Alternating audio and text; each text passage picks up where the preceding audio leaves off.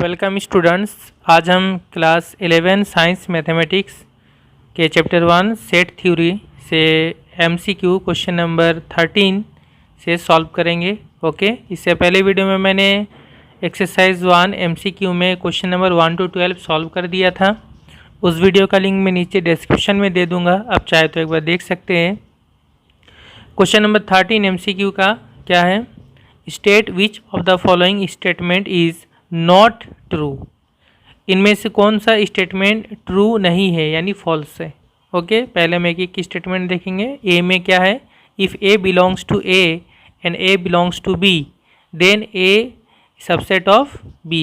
क्या ये ट्रू है या फॉल्स है? तो देखिए यहाँ पर जो बोला गया है कि अगर कोई एलिमेंट ए सेट ए में बिलोंग्स करता है और वही एलिमेंट ए सेट बी में बिलोंग्स करता है तो फिर सेट ए सेट बी का सबसेट होगा। तो ये जो पहला ऑप्शन है ये रॉन्ग है, ठीक है, यही नॉट ट्रू है। क्यों? क्योंकि सबसेट होने के लिए यहाँ ए सबसेट ऑफ बी है, ये होने के लिए जो डेफिनेशन है सबसेट का उसमें ये होना चाहिए था कि a belongs to A implies that a belongs to B. अगर ए एलिमेंट सेट ए में है तो वो इम्प्लाई करेगा कि सेट एलिमेंट ए सेट बी में भी है, ठीक है, यहाँ इम्प्लाइज दैट होना चाहिए था, तब ये सही होता। तो इस हिसाब से ये जो है ये ट्रू नहीं है, ऑप्शन ए। तो ये टिक करेंगे, ठीक है। बाकी ऑप्शन भी देख लेते हैं ताकि समझ में आ जाए। बाकी जितने ऑप्शन है ये सभी से ट्रू है, ठीक है। क्या है पहला option B? If A subset of B and B subset of C then A subset of C. ये तो बिल्कुल ईजी है। अगर ए बी का सबसेट है और बी सी का सबसेट है तो ऑब्वियसली बिल्कुल ए जो होगा वो सी का सबसेट होगा, ठीक है। ये एक थ्योरम भी है और प्रॉपर्टीज़ भी है। फिर इसमें सी में if A subset of B and B subset of A then A equal to B, ये भी बिल्कुल ट्रू है। ए बी का सबसेट और बी ए का सबसेट होने से ए और बी दोनों इक्वल होते हैं, ओके। और डी में for any set A if A union phi equal to phi, phi null set है, ठीक है, then A equal to phi. कहा जा रहा है कोई सेट ए, कोई भी सेट हो, एनी सेट ए और नल सेट, इन दोनों का अगर हम यूनियन लेते हैं और यूनियन लेने से अगर वो फाई होता है तो फिर ये जो सेट ए है ये एक्चुअली में फाई होगा यानी नल सेट होगा। तो ये भी ट्रू है। क्यों?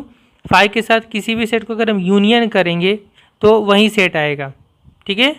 ये फाई के साथ किसी भी सेट को अगर यूनियन करते हैं तो फिर कौन सा सेट आएगा? यही सेट आएगा, ए सेट, जो भी सेट यहाँ पर है। अब ये क्या आ रहा है? ये आ रहा है फाई, मतलब ये कि सेट ए जो है ये फाई होगा, ठीक है। अगर मान लीजिए यहाँ पर एक्चुअली में यहाँ ए यूनियन फाई होने से इक्वल टू ए होता, ठीक है, तो यहाँ पे आ रहा है फाई, इसका मतलब ये हो रहा है कि ए जो है ये फाई होगा, ठीक है। तो ये भी ट्रू है।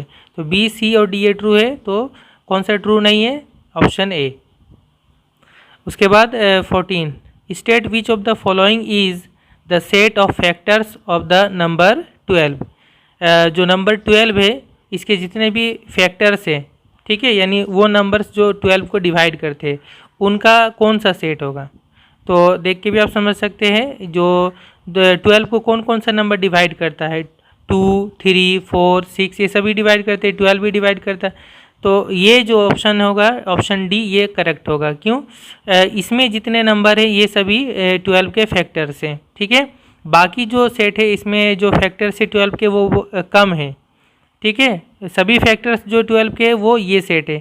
1 भी 12 का फैक्टर है, 2, 3, 4, 6 एंड 12 ये सभी 12 का फैक्टर है। बाकी जो सेट देखेंगे इसमें कुछ ना कुछ फैक्टर कम है। जैसे इस सेट में 12 का जो फैक्टर 1 है और 12 है वो इसमें नहीं है, इसमें देखेंगे तो 1 नहीं है, इसमें भी देखेंगे तो 1 नहीं है, ठीक है। इसमें सभी फैक्टर हैं, ठीक है। फैक्टर मतलब क्या होता है कि वो सभी नंबर जो 12 को डिवाइड करेंगे। तो 12 को डिवाइड करने वाले कौन कौन से नंबर है? 1 भी है, 2 भी, 3, 4, 6 एंड 12 ये सभी 12 को डिवाइड करते हैं, ठीक है। तो ये जो है कंप्लीट सेट है 12 के फैक्टर्स का, ठीक है। ये होगा ऑप्शन डी करेक्ट होगा। 15 state which of the following is a null set. इनमें से कौन सा नल सेट होगा? तो नल सेट आप देख के लगता होगा ये फाइनल सेट होगा, लेकिन ये रॉन्ग होगा। देखिए सेट मतलब क्या है कि ये जो सेकंड ब्रैकेट है, सेकंड ब्रैकेट के अंदर अगर ये खाली अगर होता तो फिर ये नल सेट होता, ठीक है। लेकिन यह सेकंड ब्रैकेट के अंदर में फाई लिखा हुआ, मतलब ही कि ये एक सेट है जिसमें एक एलिमेंट है और वो एलिमेंट है फाई, मतलब ये नल सेट नहीं है, इसमें ये सिंगलटन सेट है, इसमें एक एलिमेंट है, कौन सा एलिमेंट है 5, तो ये भी नहीं होगा, ये भी नहीं होगा, ये भी सिंगलटन सेट, इसमें एक एलिमेंट है। अच्छा बिन ये जो है टेबल रोस्टर फॉर्म में है, प्रॉपर्टी फॉर्म में है, तो इसको हम देखते हैं कि ये नल सेट होता है या नहीं। इसमें बोला जा रहा है x such that x is an integer and 1 less than x less than 2। इसमें क्या होगा, इस सेट में x होगा जो कि एक इंटीजर होगा और वो इंटीजर 1 और 2 के बीच में होगा। तो 1 और 2 के बीच में कोई भी इंटीजर नहीं होता है, ठीक है, कोई भी इंटीजर नहीं होता, मतलब इस सेट में कोई एलिमेंट नहीं आएगा। तो ये सेट जो है जो सी में है ये नल सेट होगा, इसमें कोई एलिमेंट नहीं होगा, यानी ये 5 होगा, ठीक है। और इसके बाद डी जो है इसमें बोला गया सेम इसी तरह लिखा है, जस्ट यहाँ चेंजिंग है थोड़ा सा, x such that x is a real number and 1 less than X less then 2। इसमें एक्स वो सभी एक्स होगा जो रियल नंबर होगा और 1 और 2 के बीच में होगा। तो 1 और 2 के बीच में कितने रियल नंबर होते हैं, बहुत सारे रियल नंबर होते हैं, हज़ारों हज़ार करोड़ों करोड़ रियल नंबर है। तो इस सेट में तो करोड़ों एलिमेंट है, ठीक है, ये नल सेट नहीं है। नल सेट कौन सा है, सी। ओके, यहाँ पे इंटीजर बोला गया इसलिए इसमें कोई इंटीजर नहीं होगा 1 और 2 के बीच में, तो ये होगा null set. Next 16, if B B power set of A state which of the following is true. अगर बी ए का पावर सेट है, ये भी सेट है, ठीक है, बी ए का पावर सेट है, तो इनमें से कौन सा ट्रू होगा। देखिए बी जो है ये ए का पावर सेट है, तो बी के जो एलिमेंट्स होंगे वो क्या होंगे, वो भी एक एक सेट होंगे, ठीक है, क्योंकि हमें पावर सेट के बारे में पता है। पावर सेट में क्या होते हैं, उसके जितने एलिमेंट्स होते हैं वो एक एक एलिमेंट एक एक सेट होता है, ठीक है। और उस पावर सेट में सेट ए भी आएगा, सेट ए भी आएगा यूनिवर्सल, और 5 भी आएगा, ठीक है, सेट ए भी आएगा और 5 यानी नल सेट भी आएगा, दोनों आएगा। तो इससे हम ये बोल सकते हैं कि बी अगर ए का पावर सेट है तो फिर ए जो होगा ये बी का एलिमेंट बन जाएगा, ए जो होगा ये बी का एलिमेंट बन जाएगा, ठीक है। तो इसका करेक्ट ऑप्शन सी होगा, a element of B, a belongs to B, ठीक है, सी होगा इसका करेक्ट ऑप्शन। और बाकी ये सब नहीं होगा, क्यों, देखिए बी तो ए का पावर सेट है, तो पावर सेट तो उसमें ज़्यादा एलिमेंट्स होंगे, तो ये दोनों इक्वल तो नहीं हो सकते कभी भी, ओके। उसके बाद बी ये बड़ा होगा, इसमें ज़्यादा एलिमेंट्स है, ए में कम एलिमेंट है, तो ये जो होगा ये बी जो होगा ये नहीं हो सकता। यहाँ पे लिख रहा है ए सुपर सेट ऑफ बी, यानी ए बी से बड़ा है, तो ये तो नहीं होगा कभी भी। और ये भी नहीं होगा बी सुपर सेट ऑफ ए, नहीं होगा, क्यों, क्योंकि जो बी के एलिमेंट्स है वो एक एक सेट है, जबकि एक एलिमेंट्स वो एलिमेंट से नंबर से कुछ भी हो सकते हैं, लेकिन इसके जो एलिमेंट्स वो सेट है, तो फिर ये यहाँ पे जो है सुपर सेट या सबसेट वाली बात यहाँ पे नहीं हो सकती, एलिमेंट वाली बात होगी, ठीक है। तो ये इसका करेक्ट ऑप्शन होगा सी। 17 में देखें क्या है, if X belongs to A union B state which of the following is true.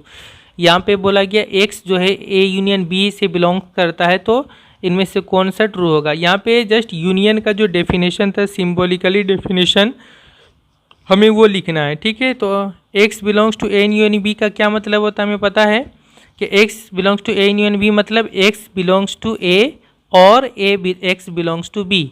X या तो ए में होना चाहिए या बी में होना चाहिए, तो इनमें से कौन सा वो चीज़ लिखते हैं इस तरह से, इसमें जो करेक्ट होगा वो सी होगा, ये होता है, ठीक है। एक्स बिलोंग्स टू ए, ये जो है नीचे इस तरह लिखा हुआ है, तो इसका मतलब होता है और, ठीक है, x belongs to B, x belongs to A और एक्स बिलोंग्स टू बी, ठीक है, इस तरह जो वी की तरह लिखा हुआ है इसका मतलब होता है और, तो इसका करेक्ट ऑप्शन होगा सी।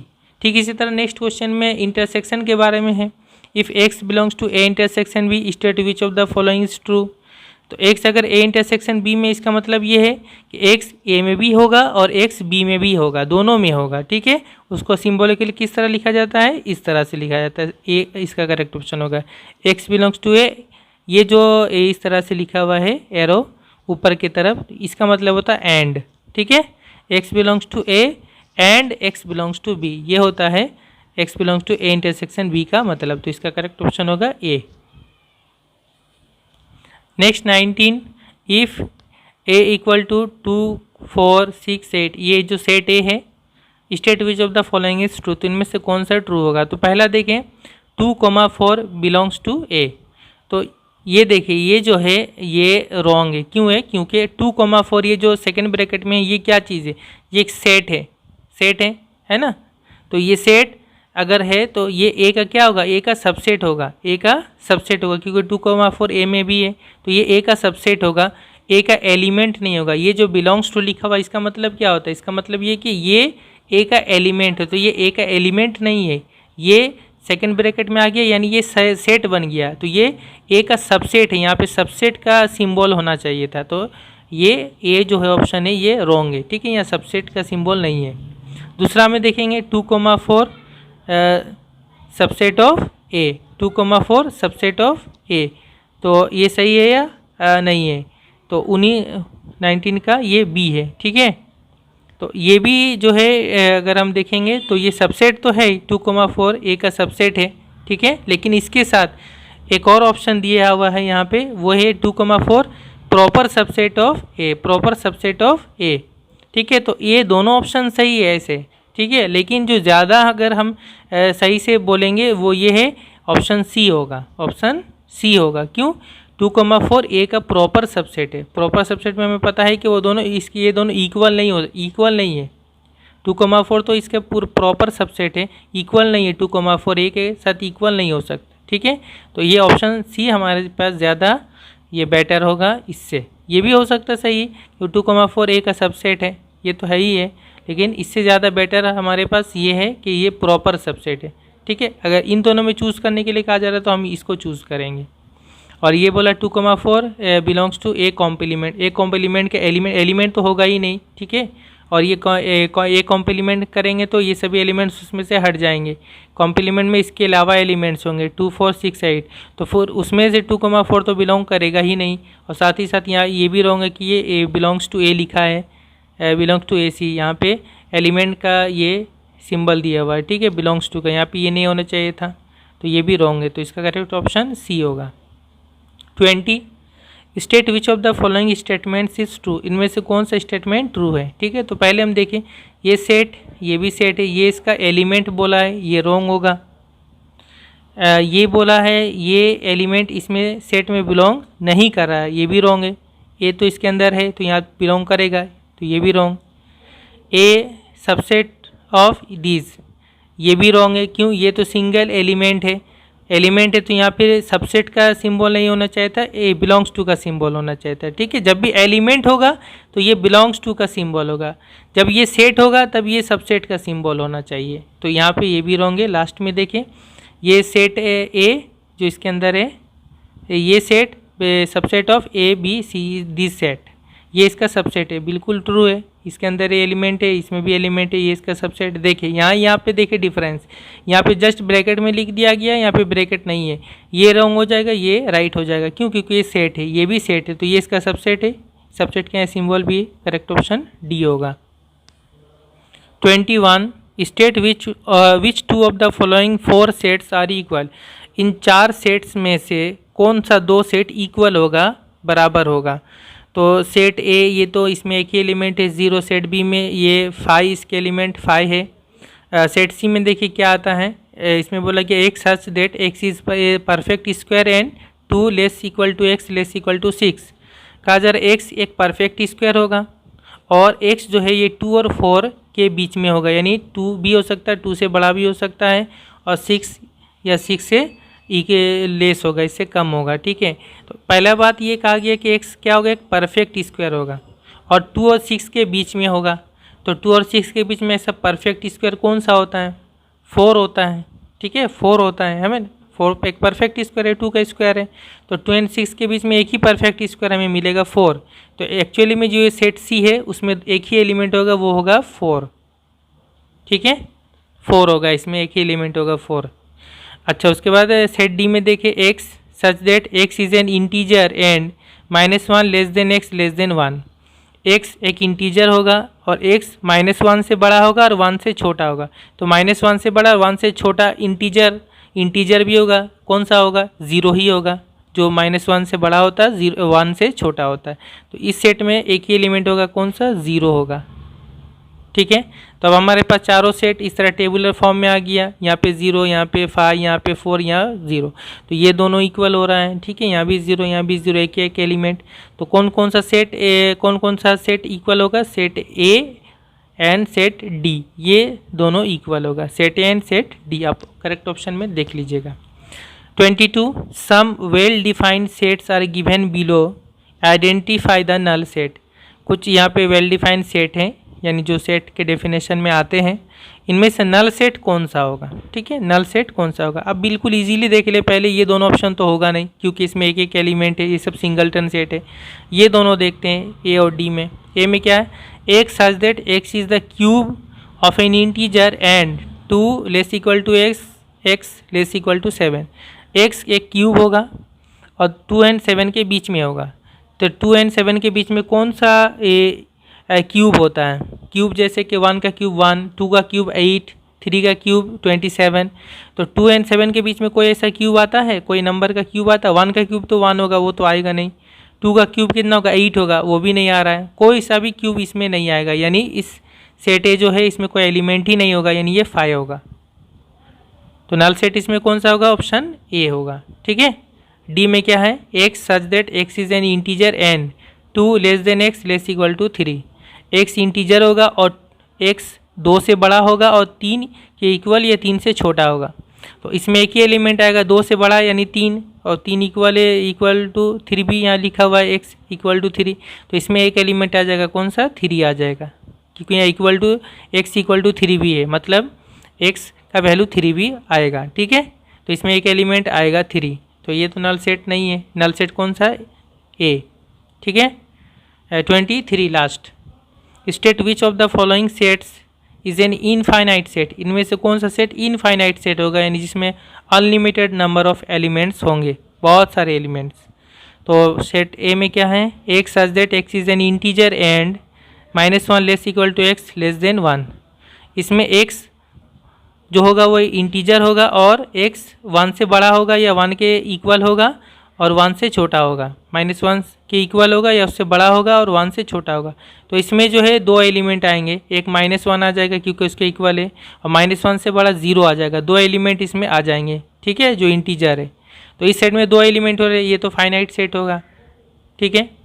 बी में देखिए क्या होगा? Set of negative even integers greater than -100।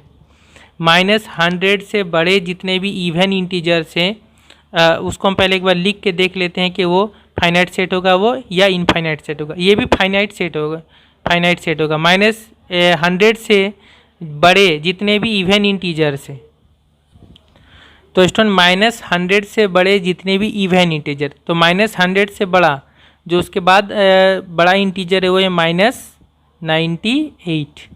ये -100 से बड़ा है, ठीक है। उसके बाद इससे बड़ा कौन सा है? -96। इससे बड़ा है -94। ये सभी इवन है, यानी 2 से डिवाइड होंगे और सभी नेगेटिव है। इस तरह -92, इस तरह चलता रहेगा। आखिर में जब हम आगे जाएंगे तो -10, फिर -8, और उसके बाद -6, -4 एंड -2 लास्ट ये आएगा, ठीक है। और उसके बाद -1 है, फिर 0, तो 0 तो नहीं आएगा इसमें, यहाँ तक आएगा। ये सभी नेगेटिव है, सभी इवन इंटीजर है और सभी -100 से ग्रेटर यानी बड़े हैं।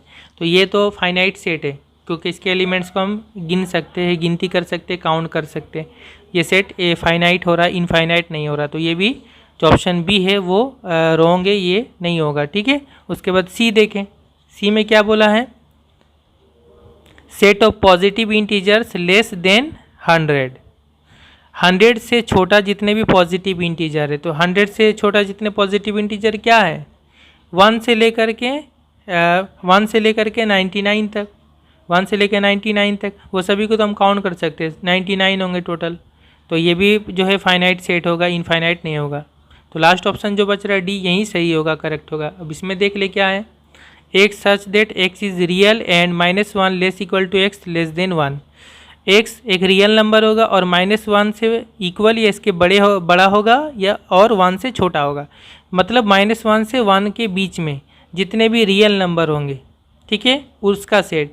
तो -1 से 1 के बीच में जितने रियल नंबर होंगे वो क्या है, वो इनफाइनाइट है, unlimited number of elements real number है, बहुत सारे रियल नंबर जिसको हम गिनती नहीं कर सकते। तो ये ही जो सेट है ये इनफाइनाइट सेट होगा। ठीक है, ऑप्शन डी करेक्ट होगा। तो स्टूडेंट ये हमारा MCQ कंप्लीट हो गया। नेक्स्ट वीडियो में मैं आगे मैं very short answer type question इसको मैं सॉल्व करूँगा। Okay, thank you very much for watching.